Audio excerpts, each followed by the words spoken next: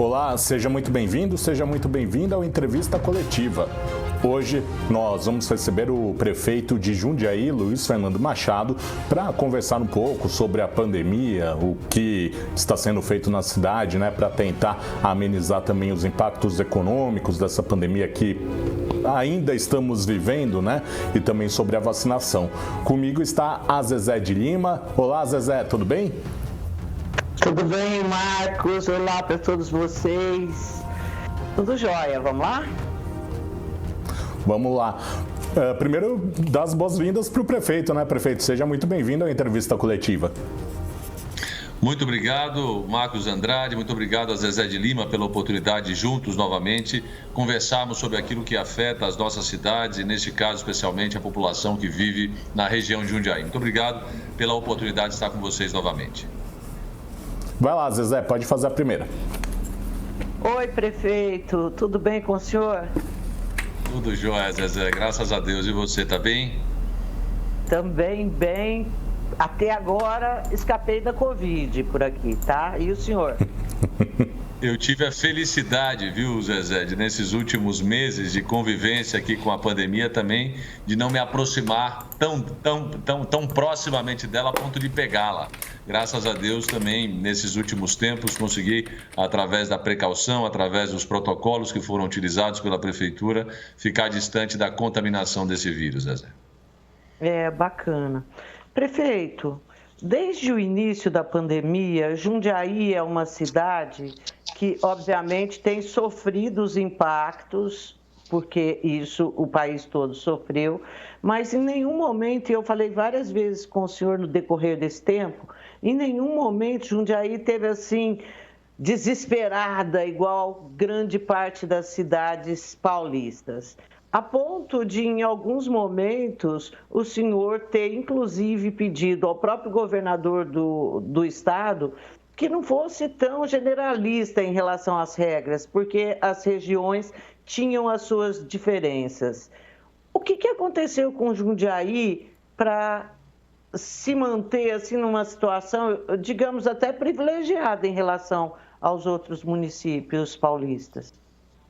Eu entendo, Zezé, que foi todo o planejamento executado pela administração municipal com vistas a ter elasticidade de leitos, ou seja, nós nunca deixamos aqui a preocupação com aquilo que são as cirurgias eletivas, o atendimento de média complexidade, mas, por outro lado, também nós focamos e regulamos estes procedimentos à medida que nós tínhamos o avanço da doença, especialmente o avanço da contaminação. O primeiro sinal que o município vai sobrecarregar o sistema de saúde é quando ele observa que o censo de síndrome gripal está aumentando. Consequentemente, revela-se, a partir da identificação da síndrome gripal, um percentual de pacientes que são confirmados positivos para o caso Covid e este percentual de pacientes que, eventualmente, vai procurar o sistema hospitalar, o sistema terciário. Então, o que nós fizemos aqui sempre foi muito claro o controle daqueles que eram identificados com síndrome gripal. A partir do momento quando testados e apontavam o Covid, nós já preparávamos o sistema para os dias posteriores, para as 2, 3 semanas seguintes, para uma sobrecarga, ou seja, para um aumento do volume de pacientes. Aqui na cidade, nós usamos muito a inteligência e a análise de dados, para poder exatamente não prever, mas pelo menos consolidar um planejamento que tenha sintonia com aquilo que nós aprendemos na pandemia. Que o primeiro sinal de que o município terá uma sobrecarga no sistema hospitalar é exatamente o sinal da síndrome gripal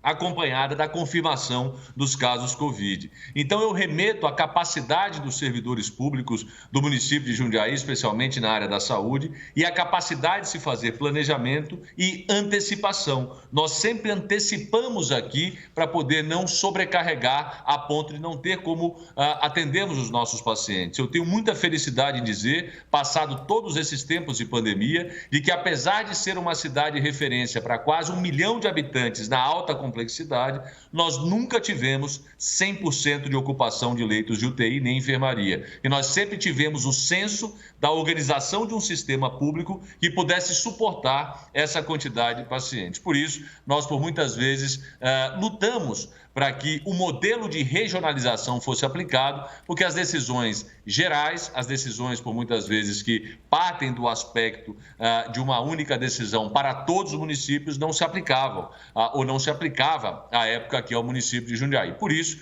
nós, aqui, através do planejamento, conseguimos superar essas etapas dessa pandemia sem deixar o nosso paciente sem atendimento ou sem deixar nenhum jundiaiense fora dos leitos, caso a necessidade tivesse acontecido.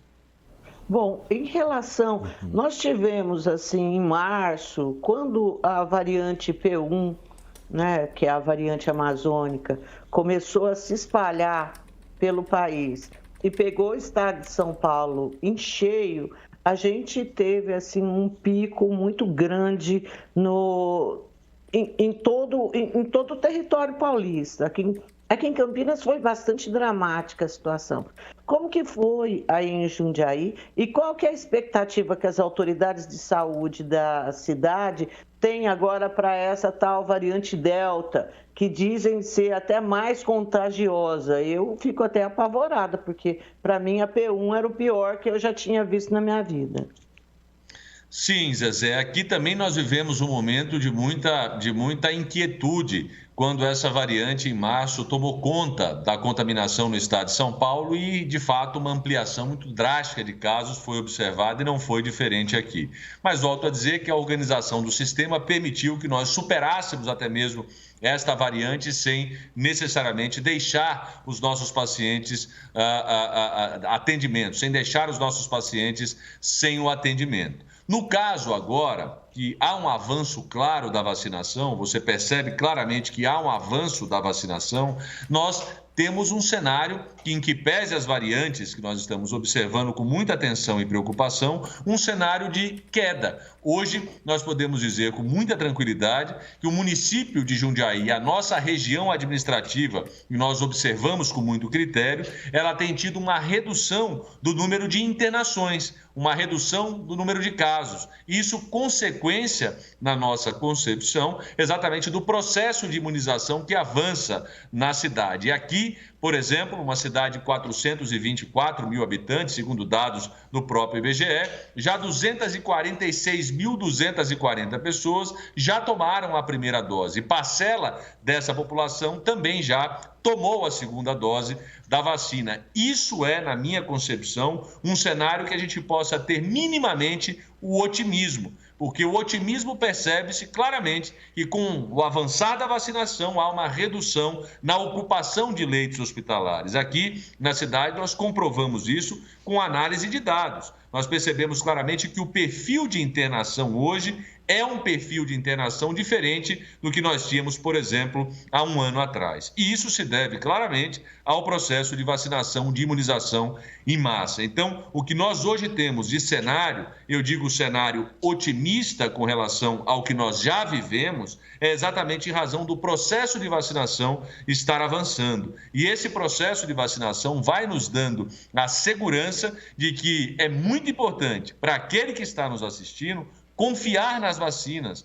confiar e não só confiar, mas tomar a vacina, tomar a segunda dose para aqueles que tomaram a vacina que exige a segunda dose. É um processo de convencimento, o processo de convencimento da vacinação, da manutenção dos protocolos sanitários, da manutenção exatamente daquilo que nós entendemos ser essa normalidade para os tempos pandêmicos ainda. O pós-pandemia ainda não chegou para nós. Nós estamos vivendo a era ainda da pandemia. Então, todos esses atributos somados, eles preservam a sociedade. Aqui, em que pese os dados, como disse, serem hoje dados de queda, nós mantemos a fiscalização do comércio, nós estamos mantendo as fiscalizações com relação às aglomerações, estimulando para que os protocolos sanitários sejam cumpridos na sua integralidade investindo para que tudo aquilo que seja serviço público esteja dotado de toda a estrutura que minimize esse efeito de contaminação.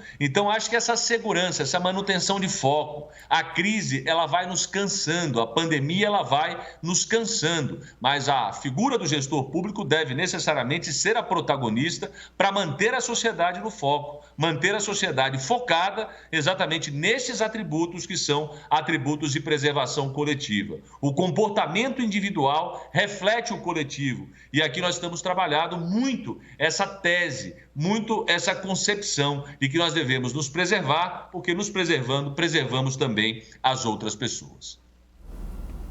Prefeito, eu queria continuar falando sobre a vacinação, queria saber qual é a cobertura vacinal em relação à segunda dose aí na cidade e também queria saber se a cidade de Jundiaí tem enfrentado o problema que outras cidades estão enfrentando com aquelas pessoas que chegam no momento de vacinação, recebem a notícia de qual é a vacina e se recusam a se vacinar. Tem algumas cidades, né, já tomando até medidas, passando essas pessoas para o final da fila, por exemplo, na vacinação. Então, eu queria saber se a cidade de Jundiaí tem esse problema, está enfrentando esse problema também em relação ao sommelier, né, de vacina, que a gente está chamando, e em relação também à cobertura vacinal em relação à segunda dose. Bom, a cobertura vacinal com relação à segunda dose, ela ainda é um desafio. Nós temos muitas pessoas que ainda não retornaram para a segunda dose, o que é um enorme desafio. Por isso disse no início que a nossa concepção aqui tem sido a concepção da conscientização para que o processo de imunização seja ele completo. Então nós acreditamos nesse valor exatamente de poder proporcionar às pessoas através da boa educação, do bom avanço cultural, da boa discussão científica, da necessidade da aplicação da segunda dose. Mas aqui o desafio é enorme também, porque parcela da sociedade que tomou a primeira dose não está voltando para tomar a segunda, ou então está tomando a segunda dose em um outro local que não seja de nosso controle. E isso dá diversas falhas e lacunas no próprio sistema de acompanhamento das vacinas aqui no município. Com relação às escolhas da vacina, eu tenho percebido que isso no município é uma exceção, não tem sido a regra, porque como nós temos um modelo de atendimento para a vacinação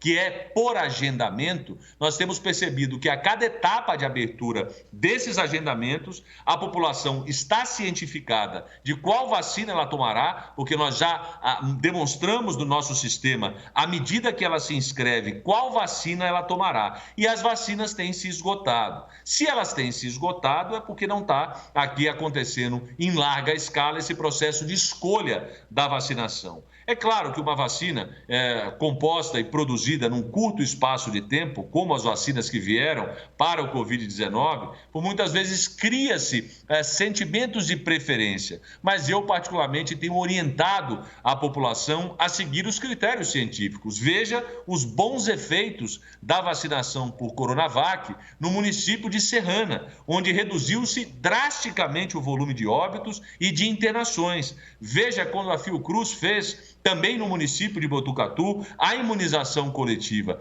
Veja a redução drástica. Eu estou falando de duas vacinas distintas. Botucatu fez com a AstraZeneca e Serrana fez com a Coronavac. E as duas cidades, os dois municípios que tiveram essa imunização coletiva, elas tiveram uma redução drástica, especialmente nas internações e nos óbitos. Então não há que se desconfiar de vacina e muito menos que se escolher a vacina. É claro, se uma restrição médica ou se qualquer apontamento vier, eu acredito claramente que a pessoa deva tomar os seus cuidados. Mas não há nenhuma indicação. Eu particularmente conversei pessoalmente com uma das pessoas que fez o protocolo aqui do Ministério da Saúde para a vacinação e consta neste protocolo que não há nenhuma restrição para tomar a vacina e que por muitas vezes estas escolhas são feitas por métodos da vacina, como por exemplo o método que se utiliza o RNA mensageiro, o método que se utiliza o vírus inativado, o método que se utiliza para fazer a vacina pode ser distinto, mas a sua efetividade ela é absoluta, não há mais o que discutir. Eu gosto muito de uma expressão que ouvi de uma médica que diz que ciência não tem dois lados. Ciência tem um único manipulado. E nós precisamos acreditar, não necessariamente por crenças, mas por resultados de ciência, por resultados de dados. Eu acabei de citar o exemplo de 2 cidades, Serrana e Botucatu, com relação à experiência da imunização coletiva. A única alternativa para um cenário economicamente provável de recuperação, a única expectativa para que nós possamos fazer aquilo que o governador do estado de São Paulo fez hoje, o governador João Dória, que foi a ampliação do horário da atividade econômica, se nós tivermos o avanço da vacinação. A vacinação não significa cura. É muito importante que o cidadão que nos escuta saiba, a vacinação não significa cura. A vacinação significa um método que vai minimizar os efeitos, caso você contraia o coronavírus, de uma internação grave, ela vai minimizar os efeitos dos óbitos. Então é isso que está posto, é esta discussão que precisa ser com qualidade feita para a nossa sociedade, para que ela se convença de que a vacina não é cura, mas ela é o minimizar dos efeitos, caso o contágio aconteça, de um avanço da doença no seu organismo que te leve a uma internação hospitalar e, por fim, ao óbito. Então, esse é o ponto fundamental. Não há para que a gente faça essa discussão de escolha da vacina, porque ela não é racional. A escolha da vacina, como você mesmo utilizou o termo sommelier da vacina, não é razoável para o momento de crise. No momento de crise, eu particularmente disse e reitero,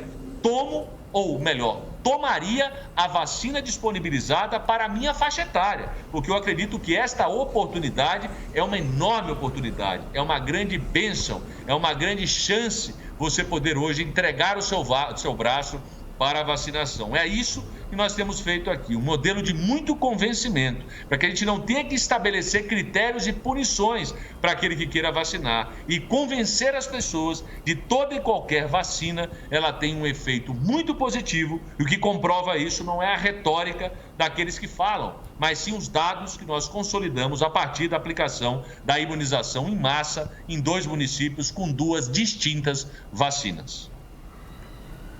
Tá certo. Hoje aqui no Entrevista Coletiva estamos conversando com Luiz Fernando Machado, ele que é prefeito de Jundiaí. Vamos agora para um rápido intervalo, daqui a pouquinho a gente volta com mais perguntas para o prefeito. Até já.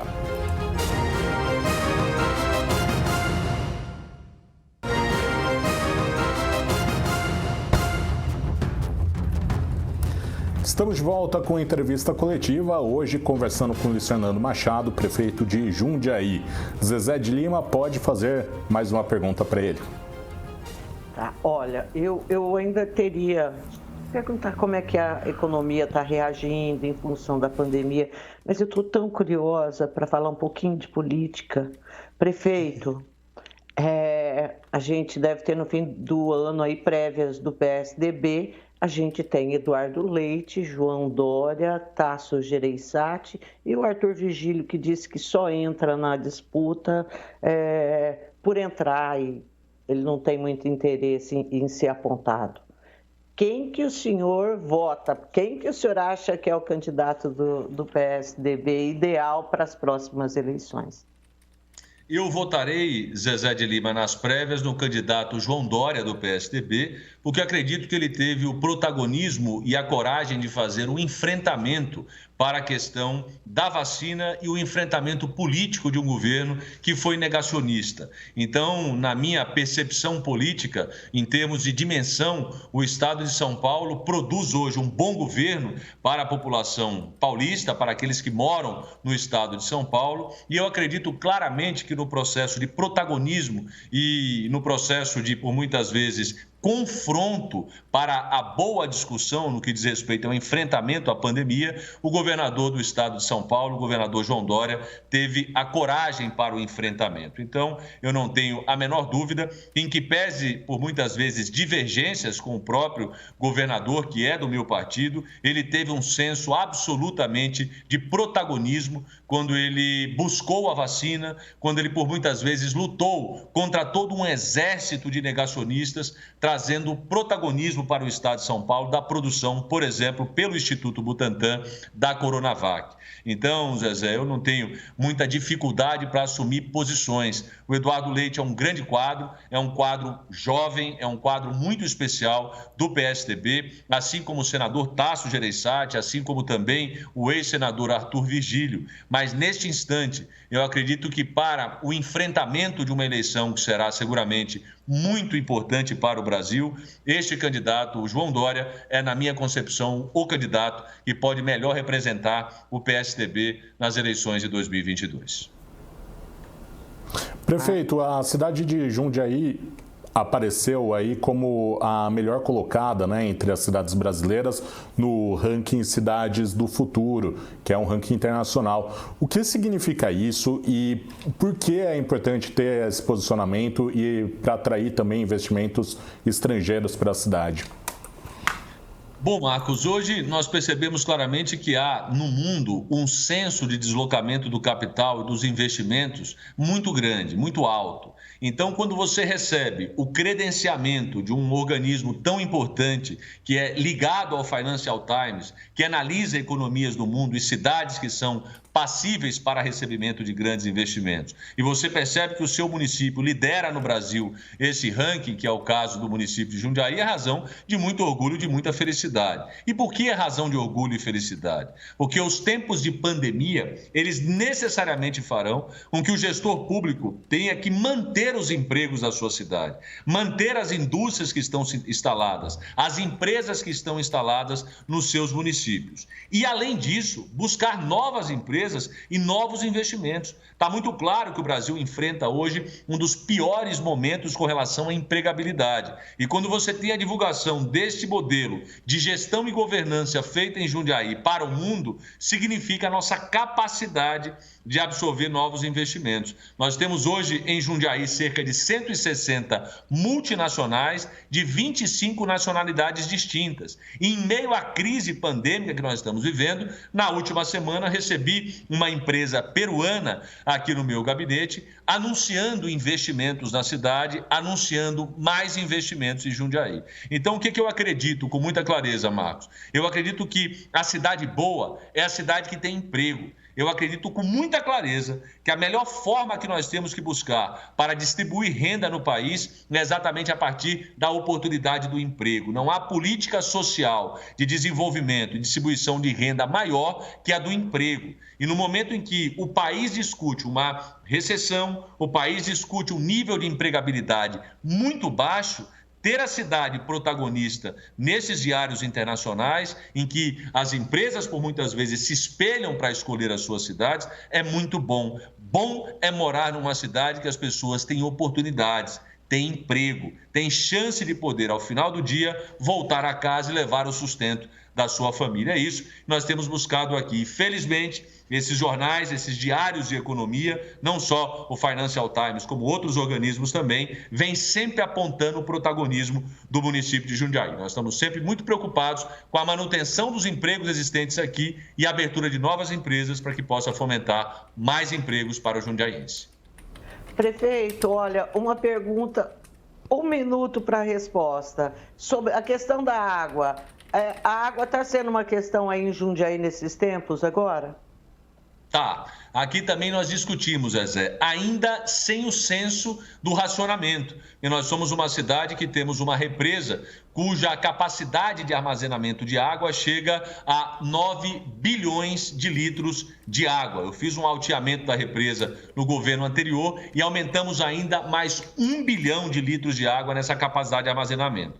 Mas eu não tenho dúvidas, nenhuma dúvida, que o próximo ano será um ano de muito racionamento. Não em Jundiaí, necessariamente, mas uma discussão nacional, exatamente porque nós não nos afastaremos de uma crise hídrica que já há algum tempo vem sendo anunciada. Nós não teremos condições de poder promover, por exemplo, retomada da economia e desenvolvimento com essa baixa capacidade de produção de energia. E a nossa matriz energética sendo água, na ausência das chuvas, o cenário fica de uma crise perfeita. Então, nós não nos afastaremos dessa discussão, apesar de ainda em Jundiaí o nosso sistema de abastecimento muito sólido e ter a capacidade de manter as nossas indústrias, o nosso cidadão, a nossa economia em pleno funcionamento. Aqui nós temos garantia de abastecimento de água, mas nós não nos furtaremos de uma discussão que seja a racionalidade do uso de um recurso tão importante que é o recurso hídrico.